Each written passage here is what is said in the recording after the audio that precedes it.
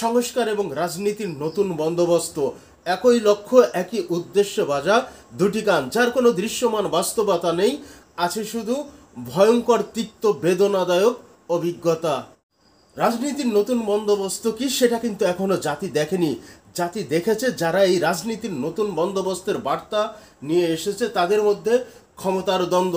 জাতি দেখেছে তাদের ক্ষমতা প্রদর্শন করা, জাতি দেখেছে তাদের মব সৃষ্টি করা, এবং জাতি দেখেছে তাদের রাষ্ট্রীয় ক্ষমতার সংস্পর্শে থেকে নিজেদের আখের গোছানোর নগ্ন বাস্তবতা। যাই হোক দর্শক, কুমিল্লার মুরাদনগরে পাহাড়পুর ইউনিয়নের পান্তা বাজারে যাবেন উপদেষ্টা আসিফ মাহমুদ সজীব ভুঁইয়া।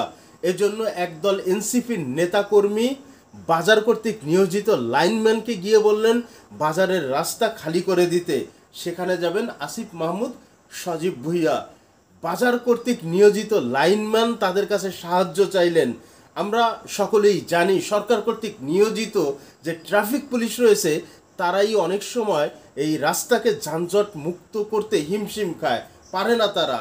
সেখানে বাজার কর্তৃক নিয়োজিত সামান্য একজন লাইনম্যান, তাকে মানেই বা কয়জনে?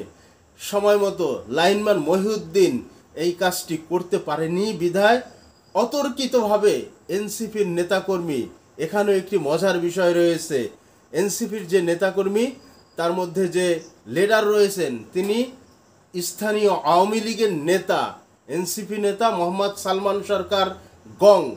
তারা এই বাজার কর্তৃক নিয়োজিত লাইনম্যান মহিউদ্দিনকে অতর্কিতভাবে হামলা চালিয়ে তাকে গুরুতরভাবে আহত করেছে।